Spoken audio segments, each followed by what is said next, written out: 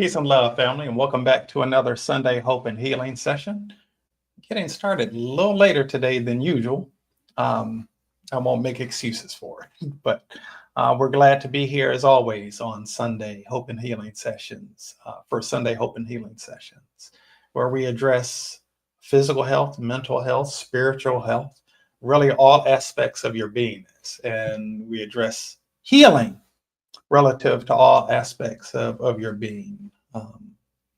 And our focal point for today is dealing kind of more specifically in the realm of mental health and maintaining your peace in the midst of an onslaught of external craziness, right?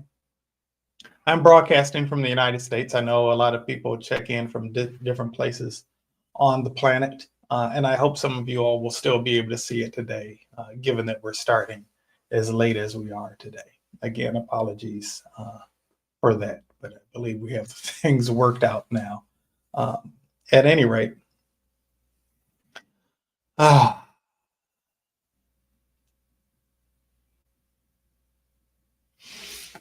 there has been, the last 2 weeks has been quite an interesting adventure, to say the least.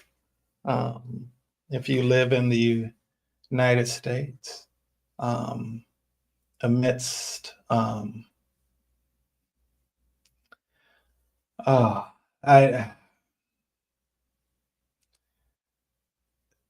the midst of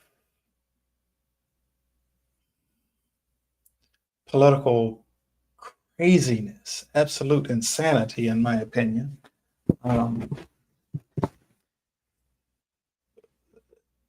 DEI rollbacks and elimination and disappearance of birthright citizenship. A president's attempt already to try to get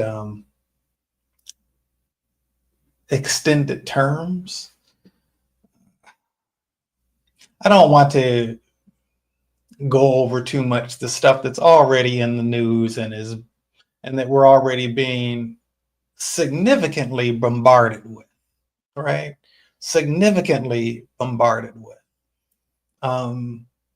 Suffice it to say, a lot of us have been experiencing the stress of this chaos, confusion, and it's on purpose, I believe. And yet this isn't a thing that's new. It really isn't something that's new. I don't want to go too far down a rabbit hole where that's concerned either. Greetings, Curly Conscious King. Peace to you as well. Happy Sunday to you as well. The nature of this world that we live in is that it brings to the doorstep, to the forefront of our lives, a contrast between that which feels good and that which doesn't. Greetings, Suni Maria. Good to see you in the space today. It brings a contrast of that which feels good and that which doesn't. That which we find to be difficult to deal with shows up. That is the nature of the matrix of the third dimensional beliefs of separation and limitation. It's not something that just started in 2024 or 2025. It's not something that just started in 2016. It's not something that just started in 1619. It's not just something that started in 1492. It's not something that just started at the birth of Christ. It's something that has been going on throughout the course of human history, because the reality is that this world is filled with systems, and the systems of this world, are not for us. I'm just going to call a spade a spade. The systems of this world are not for us. And so what do we do in the midst of being subject to the systems of this world that aren't for us, that they never actually were for us, and have never, are perhaps never going to be for us, right? Now, I'm not saying this to sound morbid or bleak or anything. Remember, what we're doing here is we're dealing with hope and healing. All of the chaos, all of the confusion, all of the crazy making, all of the gaslighting, all of the rollbacks, all of the isms. Take your pick. You can see any of them on front stage right now. These things are things that are there, and all of it is a function of the matrix of third dimensional beliefs of separation and limitation. We're dealing today with mental health amidst the onslaught of external craziness, right? Mental health amidst the onslaught of external craziness, right? And so there's a scripture that talks about the peace of God that passes all understanding, right? Curly Conscious King made a comment about, in a sense, there's a spiritual warfare taking place. The reality has always been taking place, whether we've been numb to it or whether we've been paying attention to it or not, whether there's the stuff that is there to get our attention or not, right? And so, greetings, Karen. Good to see you in the space too. I missed you commenting. Nice to see all of these TTM folks in the space. All right, so let's get down to a couple of things. And what I'm going to say, I'm not saying any of this to minimize anything or anything of that nature.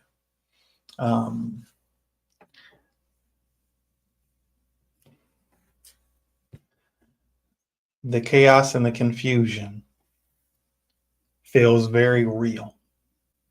It feels tangible, right? You may be able to feel it in your body. And I'm saying this from personal experience. There are times amidst the onslaught of all of this foolishness that's going on, I'm just going to call it as it is. If you don't like what I'm saying, you are free to not stick around. But I'm going to speak my truth. And I know that it is speaking to the truths of others whose voices deserve to be heard, others who deserve to be seen and related to. There have been times I felt stress, coming in my shoulders and in my chest and in my back. It's onslaught, information overload. I believe is systematically designed to be that way. But a reality is this: it's just part of the matrix.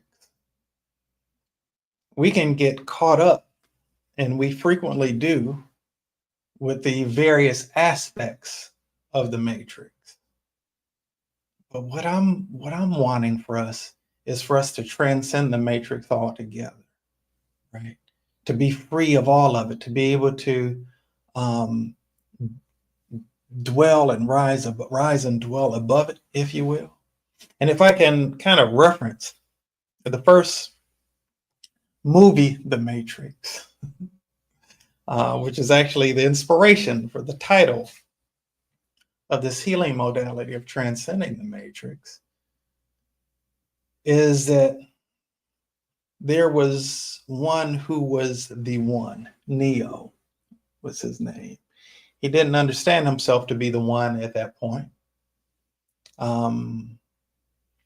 But there was a point where he asked a question to the person who was essentially his teacher, Morpheus, played by Lawrence Fishburne.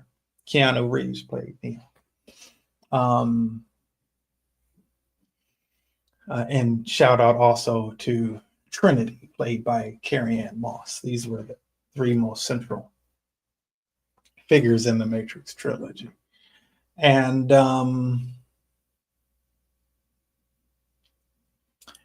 Neo asked the question if he would be able to, if he is who Morpheus thinks he is, would he be able to stop bullets? And Morpheus told him, if you're who I think you are, you won't need to.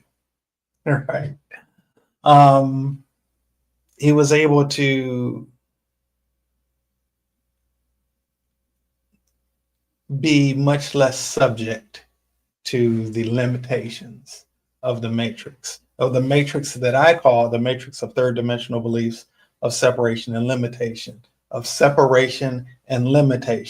The separation keeps us in a state of fear. We're buying into this false evidence that appears real, that we're separated.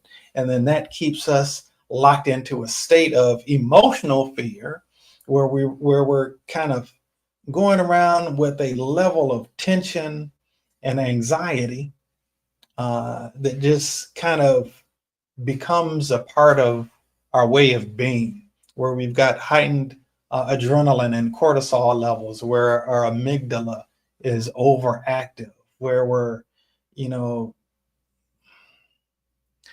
just continually going through a series of stressful situations. And even in the midst of not having a stressful situation going on, sometimes we still experience that stress that is the result of the repetitive trauma, right? Because we've developed neural pathways in the brain to cope with certain things that we've been used to having to cope with. And so those neural pathways in our brain get set, and we sit on ready in a state of defensiveness because we're preparing for an attack. We're preparing to be attacked because of the continuous circumstances where we've felt attacked before. And so then we have these different things that come up mentally and emotionally for us based on a series of repetitive traumas that we've been through already. Some of us experience that in ways that others don't, based on gender or based on ethnicity or based on sexual orientation or based on whatever other thing is that you might fall into that category of, that may not be as fully embraced by the mainstream, right? Or by the dominant culture, if you will. Okay. All right. Now, with respect to that, there's also this limitation aspect, which goes hand in hand with the separation aspect. Rather, the limitation aspect is there's only so much peace we can have. There's only so much joy we can have. There's only so much love we can have. There's only so much unity that we can have. And so we try to keep what we have. We try to hoard what we have, or we try to gain up and get stuff that's not ours, right? Like overtaking other countries for their resources, or overtaking other people for their resources, or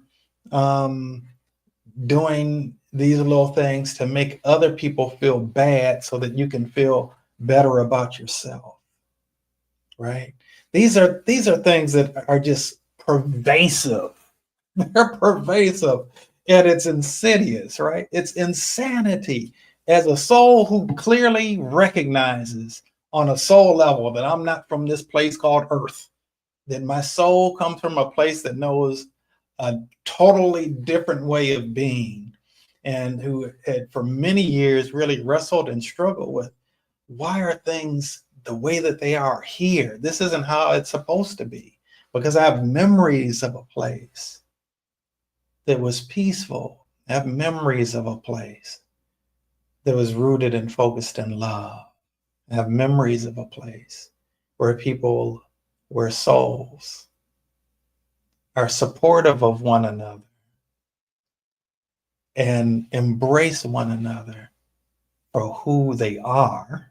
I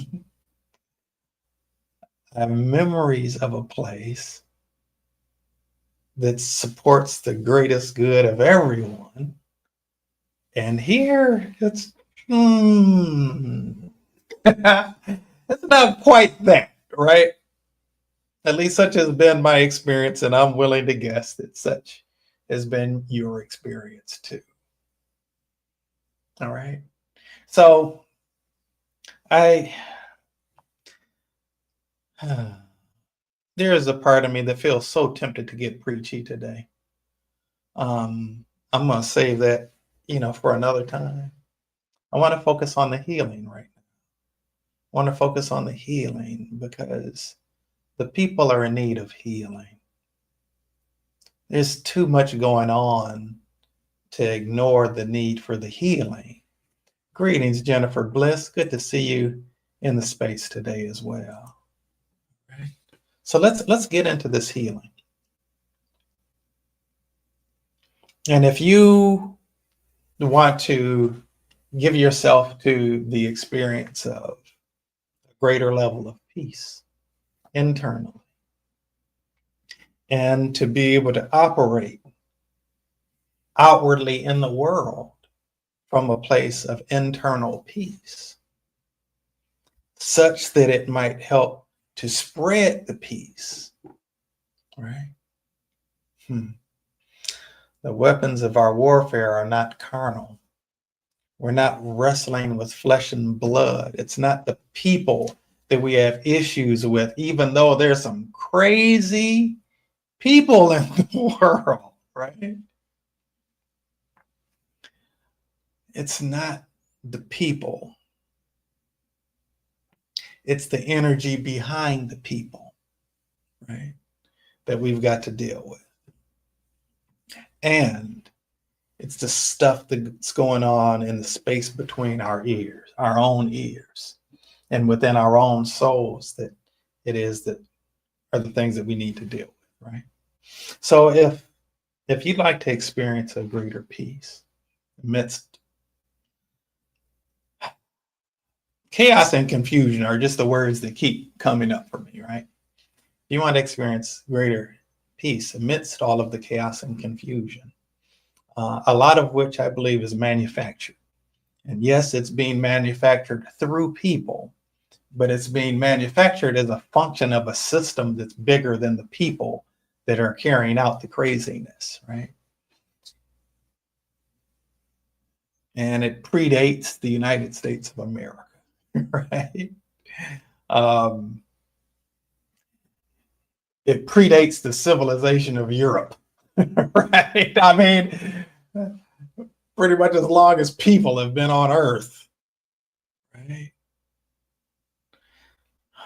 There's so much I feel tempted to go into, but I'm going to resist that temptation and we're going to get into this healing.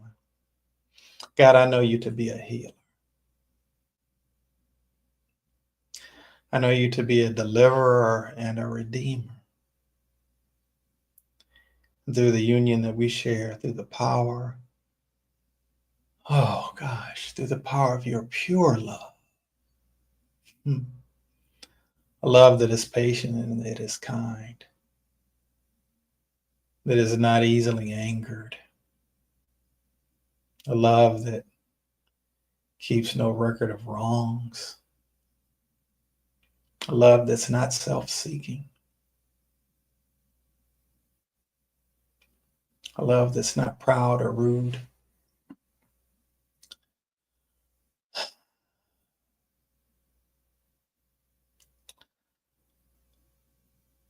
Thank you, God, for that pure love and through the union that we share through the power of your pure love. And in the space of that, I offer myself as a vessel of healing on the behalf of all of those who choose to align with it, as well as the collective consciousness of humanity. Neutralizing the root cause of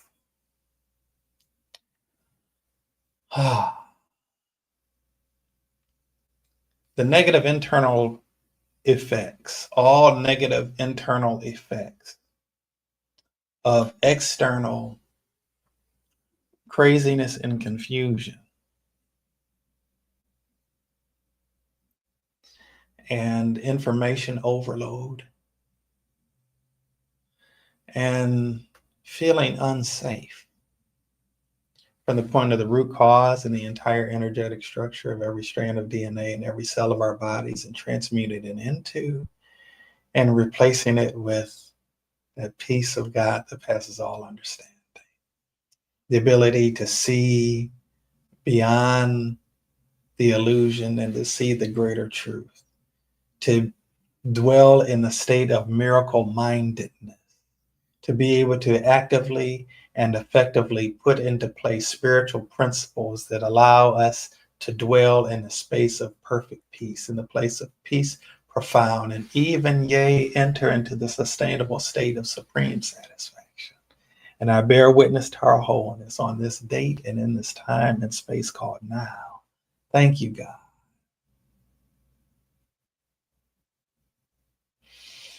Thank you, God, for this gift of your divine love. It is done. It is done. It is done. All right, let's go ahead and get into it, people. All right, I want to just right off the rip, I want to start with psychological imprints. Are there any way psychological imprints from our consciousness? And this is some on a soul level, right? Clearing psychological imprints, going back. In the context of this healing today, we're going back 6 millennia, purifying through the power of pure love. All right. Coming closer to the present.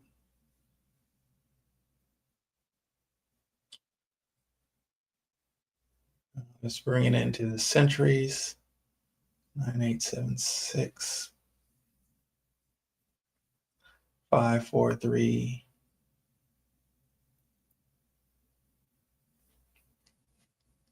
2-1.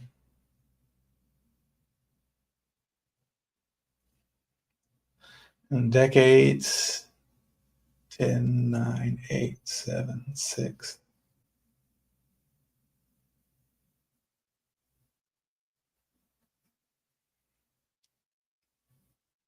All right. It's more there in terms of the last 60 years.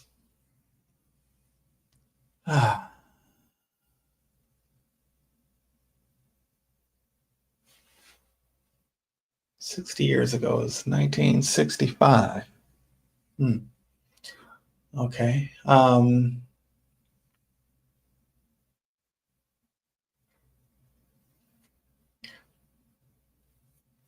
654.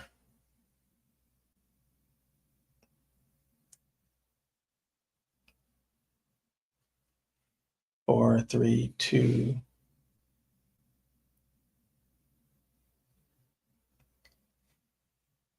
2-1.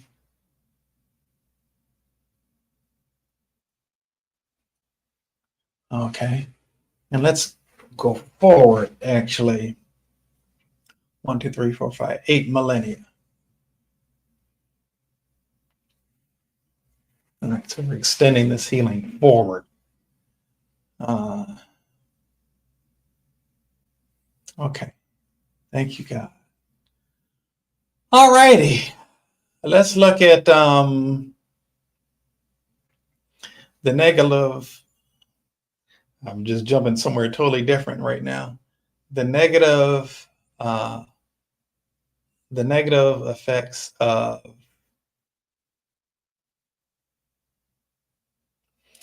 the summation of microaggressions.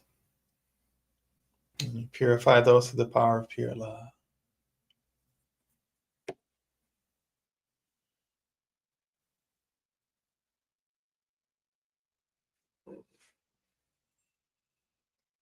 All right.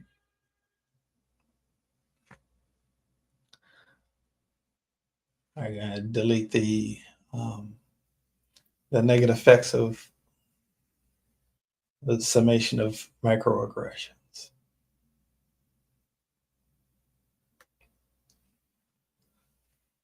and the expectation for them going forward, for them to continue to take place going forward. I'm going to delete those to the power of pure love. Ooh, okay.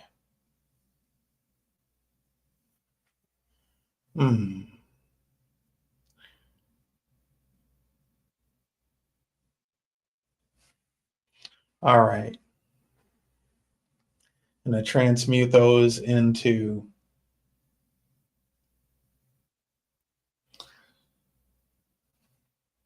seeing new and improved circumstances, situations, opportunities that aren't based on other people's agreement.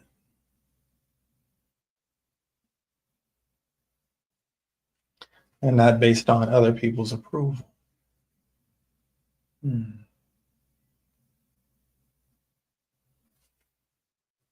All right.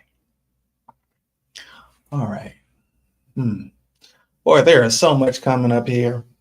I'm going to do my best to end at 2 or shortly thereafter. But there's so much here. Okay. All right. All right. So let's strengthen for all of us. Let me go right to this in terms of strengthening our spiritual force field. Strengthening our spiritual force field.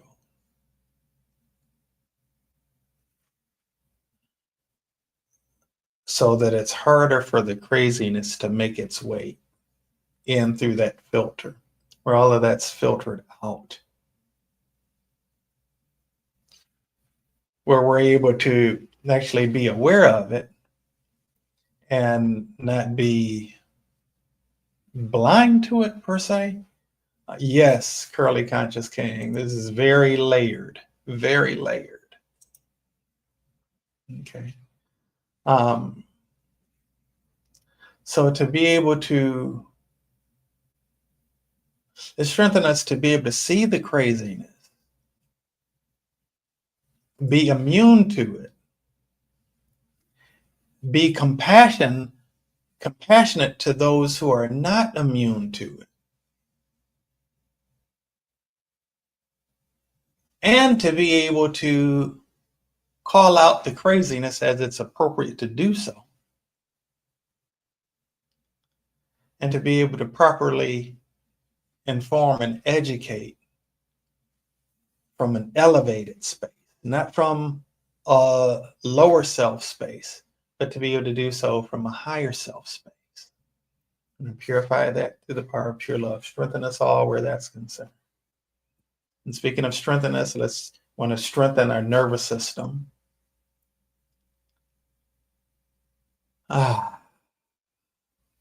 Upgrade our hardware. Not only upgrade our software, but upgrade our hardware. So that as this energy is moving across our nervous system, we've got the equipment to be able to handle the energy that's going across our nervous system without short-circuiting or having mental break or nervous breakdown or anything of that nature, but to be able to maintain a sense of divine peace. And from a space of divine peace, be able to see with true clarity, and from seeing from the space of true clarity, to be able to move in and through this world in a genuinely, authentically empowered way.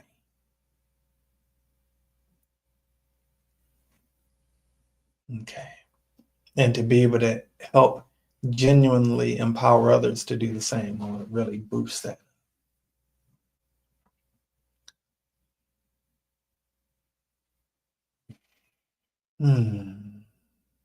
Okay. All right. Now, let's deal with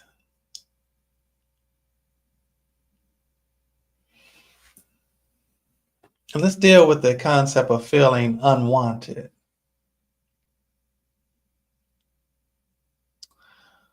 Unwanted where you are. Whether where you are is the place of your birth or not. This concept of feeling unwanted. And transmute that into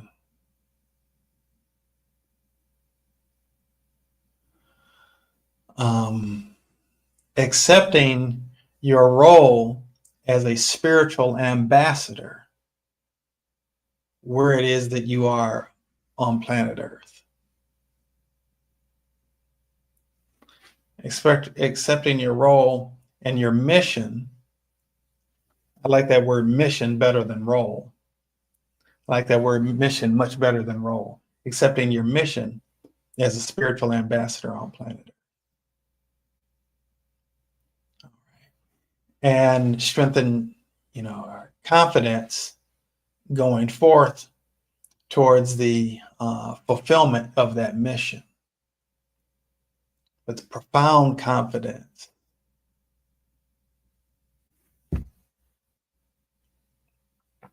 Profound, confident humility and humble confidence. Arrogance isn't confidence. Arrogance is insecurity disguised as confidence. True confidence always bears a degree of humility. Okay. And humility is not the same thing as a sense of unworthiness, or even necessarily a sense of timidity. So let's strengthen us in terms of any internal conflict that we might have as it relates to standing boldly in the confidence of the source of our divinity. Strengthen us all where that's concerned. Okay.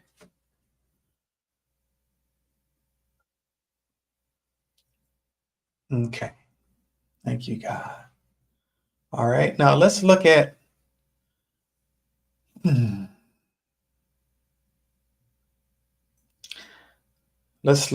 the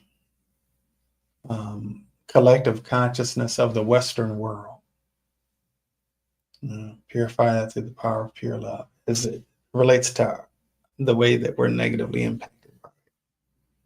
And this is true whether you live in the East or the West, whether you're from the East or the West. Because there are certain aspects of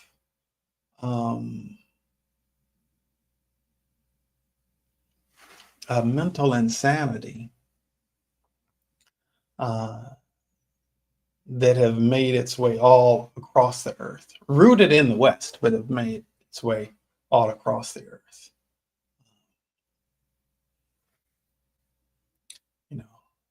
Manifestations not only of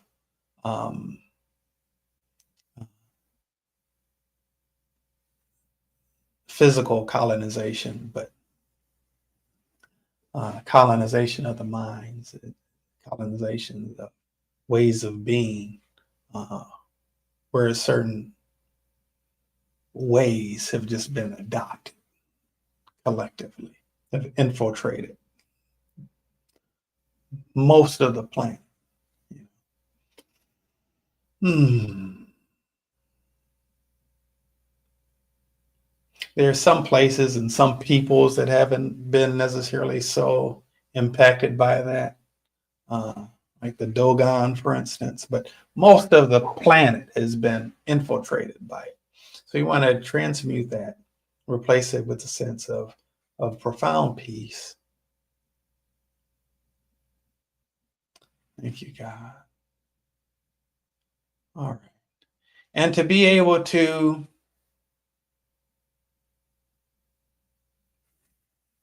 bookmark, I want to address the emotional effects of feeling the burden of oppression. And purify that through the power of pure love. To be able to have compassion towards self, towards other oppressed peoples, even if they look differently, think differently, love differently, worship differently, speak differently, eat differently than you.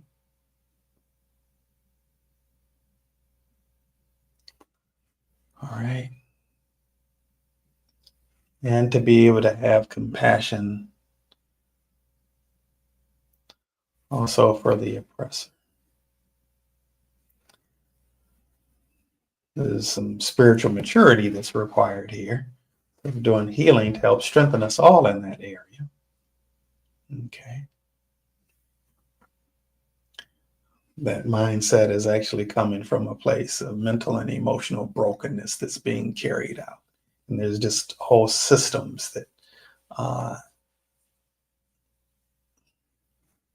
kind of stand by those who are in position to oppress.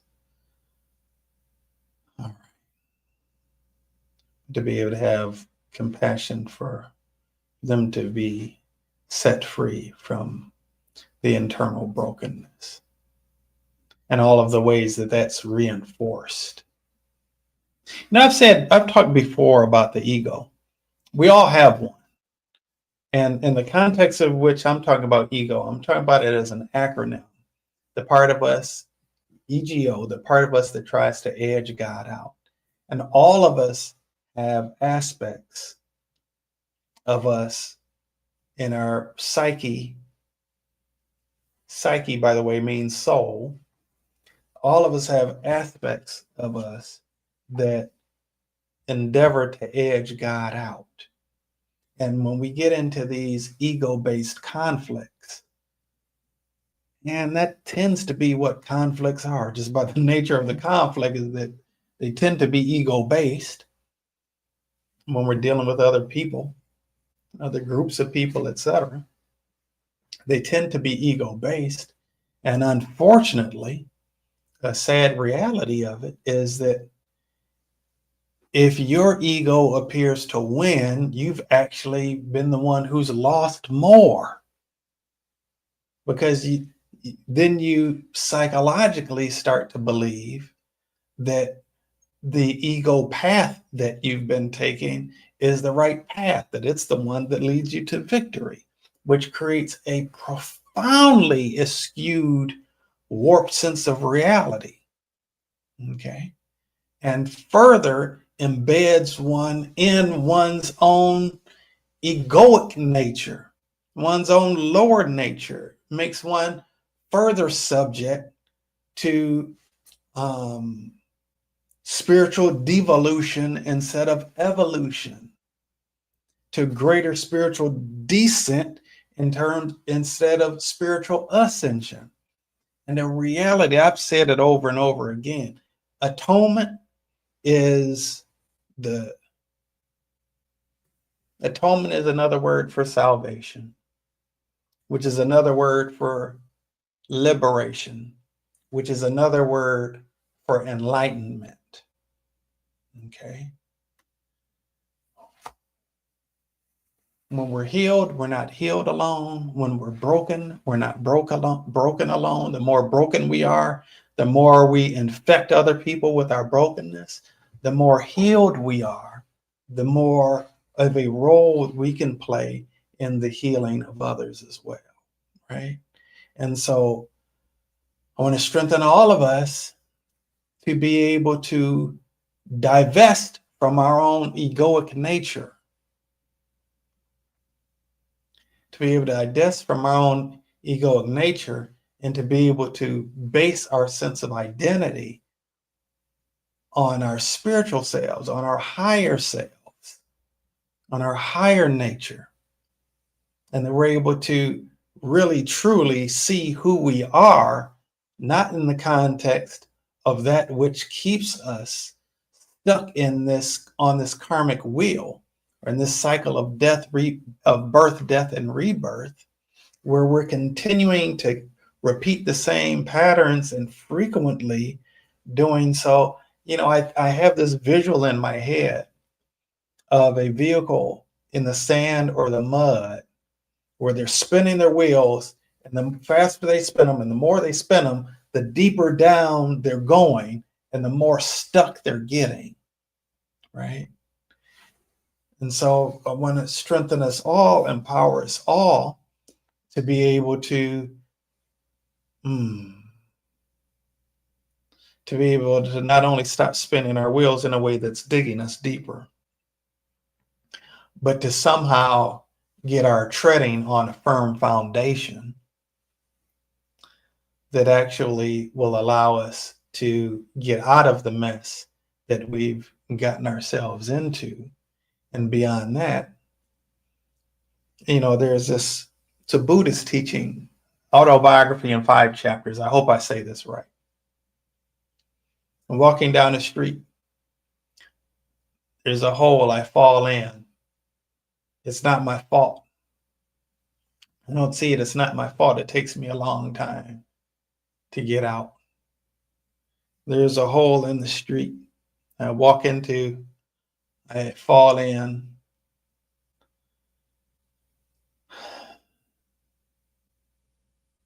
I eventually get out. There's a hole in the street. I fall in. I realize that it's my own doing that is causing me to be in this situation. And I get out much quicker. There's a hole in the street. I walk around the hole. There's a hole in the street. I take a different road, right? This is like a profound, it's a profound spiritual teaching in my assessment. Sometimes we need to take a different street than we've taken altogether. Okay.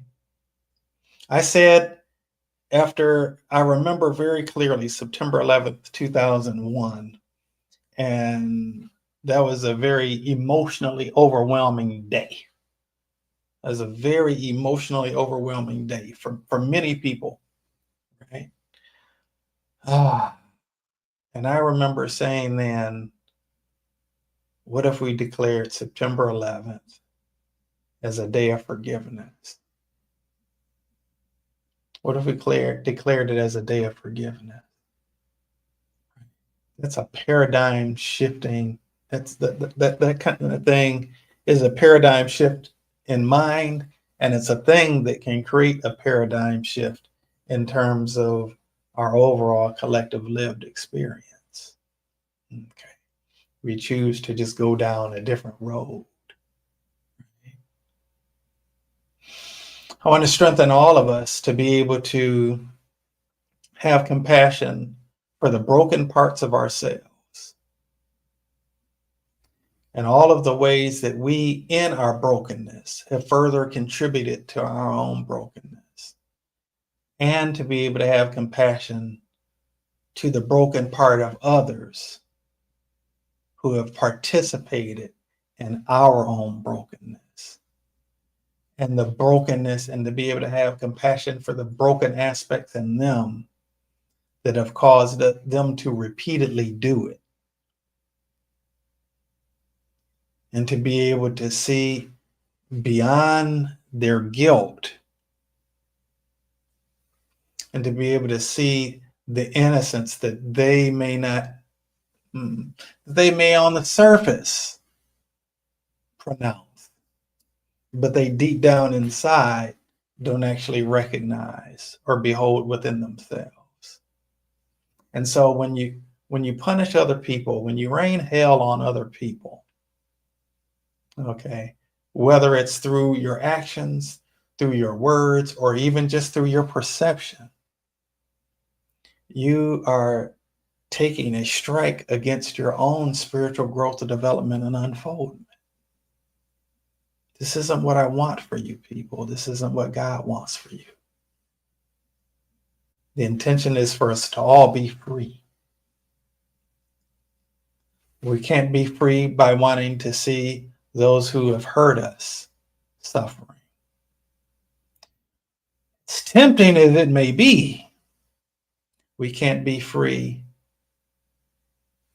We can't be free by dwelling in our victimhood, as tempting as it may be. And nobody can be free who's attempting to hold somebody else down, who's not compassionate towards one whose challenges are different than their own. Okay. This is the juiciness of life on planet Earth for us as spiritual beings. This is what makes life really interesting for us as souls entering the earth. I'm not talking about as bodies entering the earth. I'm talking about bodies dwelling on the earth. I'm talking about as souls who've chosen to come on this spiritual adventure to enter into this place that seems like darkness in order to be able to reveal that we are the light, and that the light is the only thing that is actually real, because there's nothing that says that darkness is real.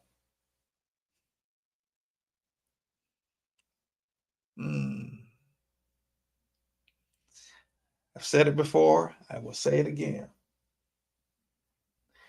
Everything that God made is good. If it isn't good, then God didn't make it. And if God didn't make it, it isn't real.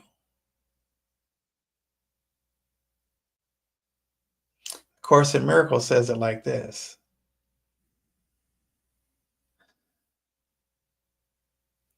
nothing real can be threatened. Nothing unreal exists. And herein lies the peace of God. I know that not everybody is going to be attracted to this Sunday open healing session. Not everybody is going to be attracted to any of them, quite frankly. But for those of you who really want to take a sense of a real, genuine, profound, authentic sense of spiritual responsibility and accountability, for those of you who choose to honor the mission that your soul had in coming to this place called planet Earth, of those of you who truly do want to live your lives as light workers, folk who are working in the light, who are operating in a state of profound love, for those of you who are serious about your own spiritual development, growth, and unfoldment, of those of you who are genuinely and intentionally striving towards ascension, for those of you who want to enter into the sustainable state of supreme satisfaction, this is the work. This is the work. This is why the Master Jesus said to be in the world, but not of it. Not to be trying to escape the place where the chaos and the confusion is, but to be able to transmute and to be able to be transformed through the renewing of your own mind in such a way that you become empowered over that which takes power from you. When I say you, I'm not talking about takes power from your egoic ways. I'm talking about that which takes power from your soul. Okay. That which takes power away from your truest self. And it really isn't taking power so much away from your truest self as it is creating maybe more of a divide between your own psychology and your identification with your truest self, because it is through your identification with your truest self that you get to really fully and completely embody the power that you were made to exist with, dwell with, and utilize for the good of not only your own well-being, but the well-being of all. Right? Feel like I'm getting preachy. If I am, I'm standing on business. Okay. All right. So let's look at purifying the dark spaces within our own hearts, and the dark spaces within our own mind. The dark spaces within our own hearts and with our own minds have been a function to us responding to the things that, reacting to the things that have happened to us, in us, through us, from a place of unconsciousness. Okay. All right, so let's deal with that for a moment. Let's deal with that for a moment to be able to strengthen us, to be able to operate from a place of consciousness rather than unconsciousness, such that we are consciously choosing to see what is there. So that we're consciously choosing to be able to acknowledge the presence of the ugliness, whatever the ugliness may be within ourselves. And to love that place within ourselves where we are feeling that way about ourselves. To have genuine compassion for why we're there, and to remove from ourselves the excuses for why we should continue to be there. Okay. There's a word that's in my spirit right now, and that word is freedom. Freedom. We have a right to feel how we choose to feel. We have a right to choose to see things how we choose to see them. We become free. There's an interesting dichotomy. We become free when we become willing to relinquish from ourselves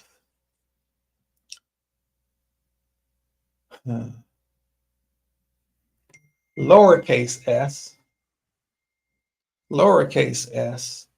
our egoic selves. We become free when we release from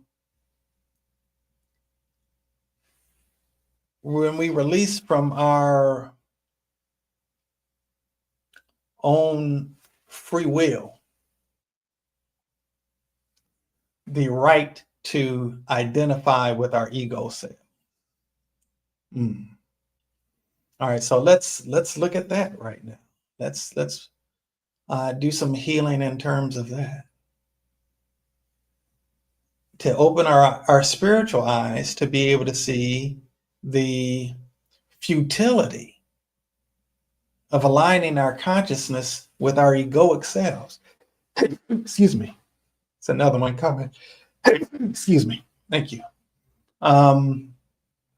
And instead, focus on our right to and our responsibility to identify with our truest selves. Your truest self is the part of you that operates in pure love. Your truest self is the part of you that does not allow yourself to be subject to any form of oppression, whether from somebody else's ego or your own. Okay. And purify that through the power of pure love. Strengthen us to be able to accept the pathway of salvation. When I say the pathway of salvation, what I'm essentially getting at is choosing to go down a different street altogether.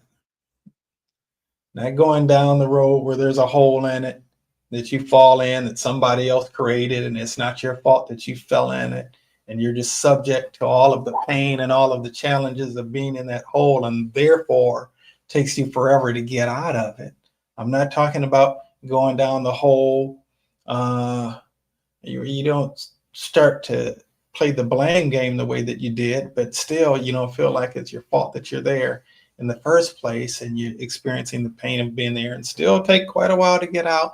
I'm not talking about where you go down the road and there's a hole in it. You recognize that it's your fault that you fell in that hole and therefore you get out quickly. I'm not even talking about where you recognize that there's a hole in the road and you avoid the hole. I'm talking about where you choose to go down an entirely different street altogether, where you choose in your mind, in your consciousness, in your awareness to take a totally different pathway in your life than going down all of these different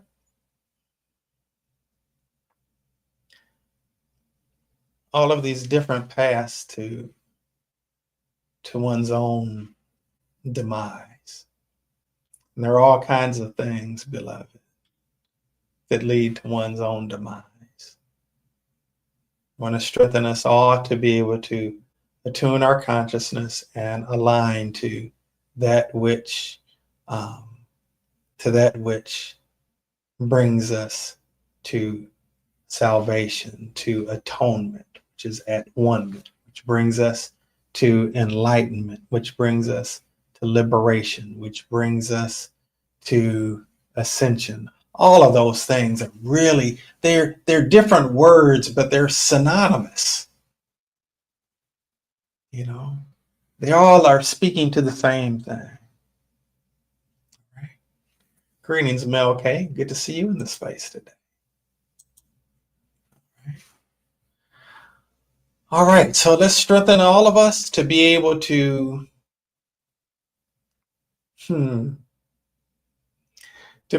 truly allow our light to shine. To truly allow our light to shine. And to shine the light in the places within our own minds where we've been content to allow the darkness to dwell. To shine the light in our own life, in our own internal consciousness, the places in our own internal consciousness where we've been content to allow the darkness to dwell. And what is darkness? In this context, darkness can be referred to as unconscious.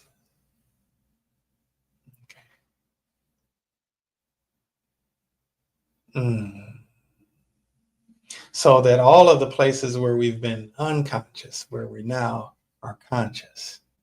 And here's the thing. Different word, but just kind of see if you can walk with me if you can.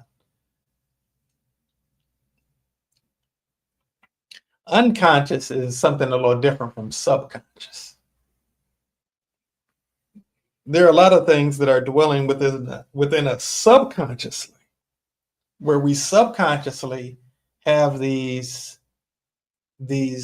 we have conscious belief systems, but we also have subconscious belief systems.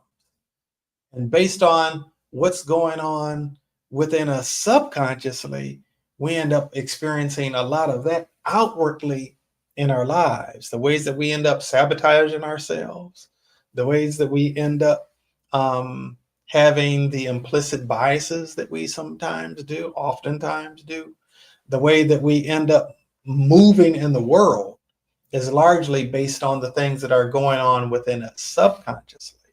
So let's actually shine the light on our subconscious minds, shine the light on our subconscious minds and attune and align our subconscious mind to the superconscious mind, or the mind of God. And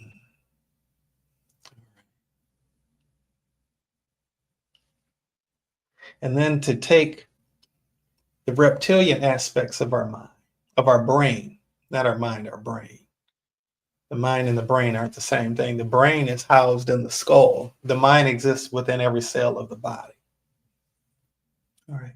So let's take the the reptilian brain, which is the oldest, most primal part of our brain, the part that's really largely connected with survival.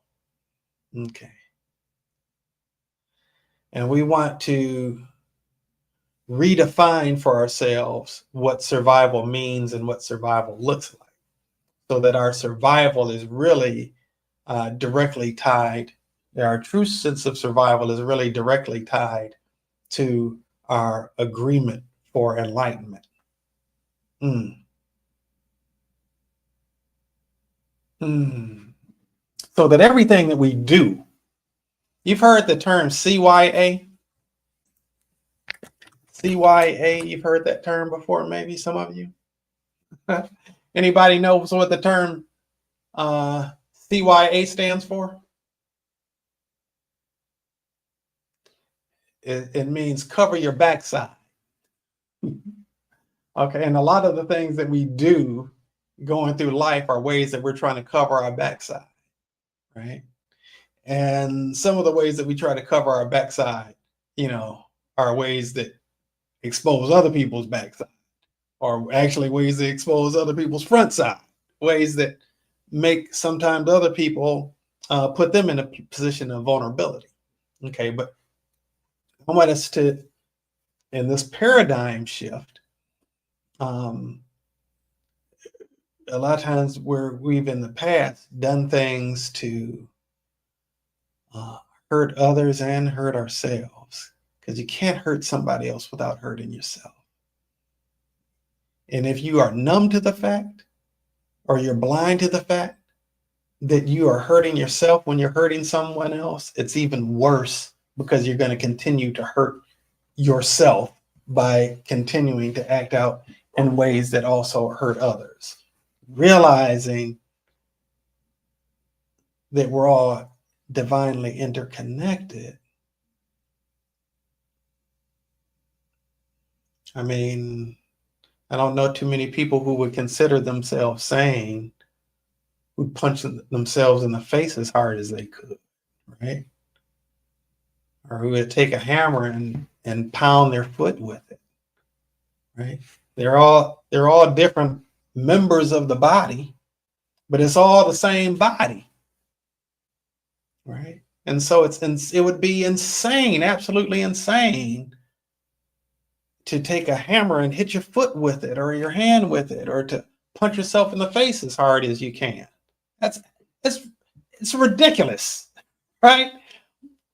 Even sounds ridiculous. But here's the thing, whether it sounds ridiculous or not, we as different members of one body of humanity do things to hurt one another, not realizing that we're beating up a different part of our own body. Not sure how well that illustrated, but hopefully the point was made. So let's actually awaken us to be able to see our whole selves more fully. Our whole selves in the context of the collective. And when I say our whole selves, I'm actually saying that in two ways. Our whole selves in terms of seeing ourselves as whole, but also our whole selves as seeing ourselves as part of a greater whole, right? Like Dr. King said, and I frequently quote it, that we're all caught up in an inescapable network of mutuality tied together in a single garment of destiny, that whatever affects one of us is going to affect all of us, essentially, right? Even if you don't necessarily see it, it's how it works nonetheless.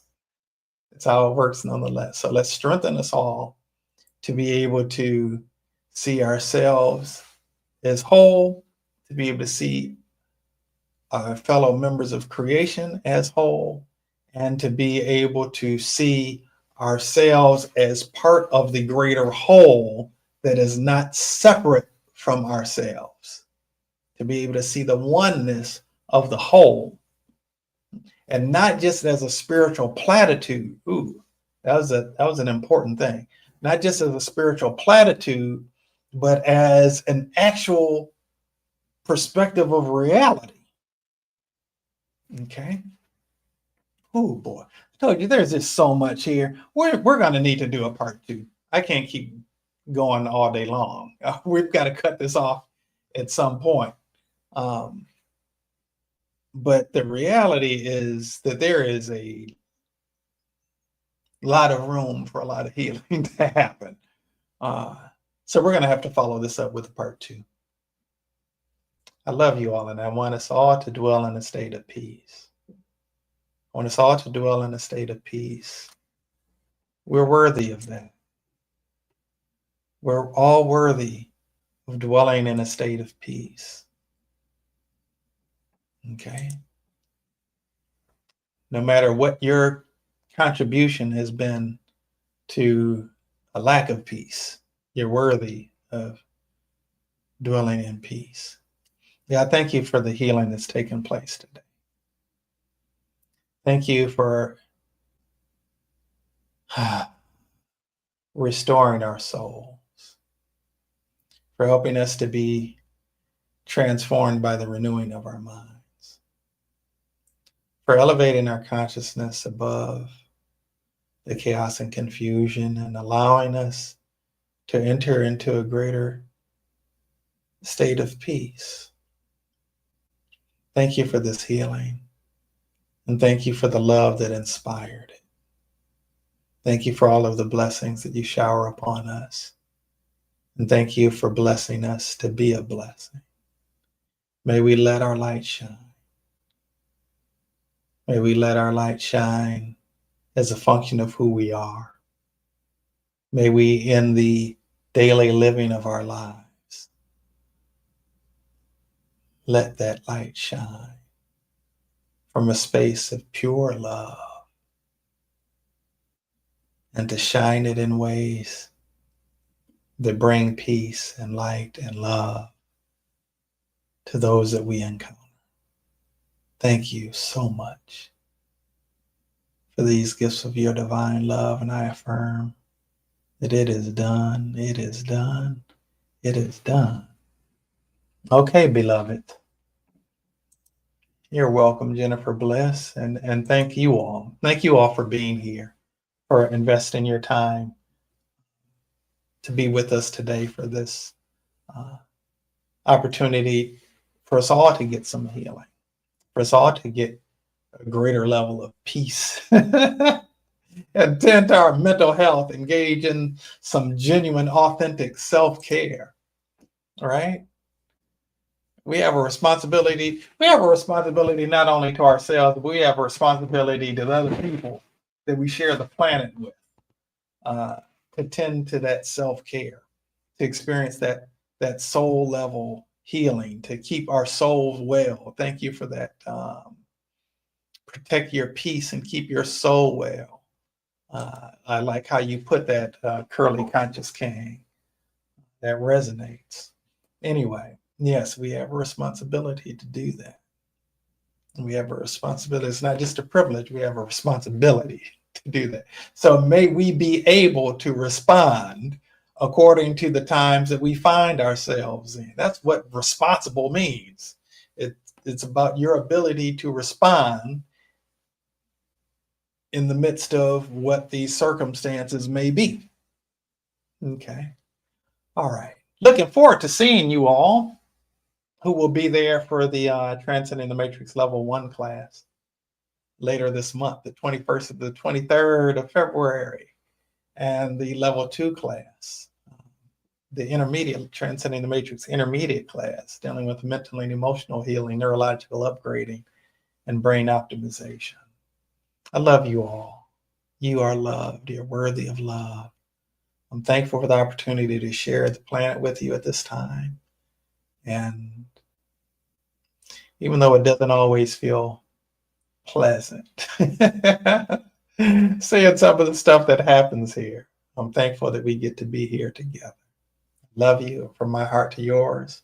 I'm sending a bunch of love out to you as we together endeavor to enter into the sustainable state of supreme satisfaction. And until we meet again, I bid you adieu with peace and love. Catch you next time.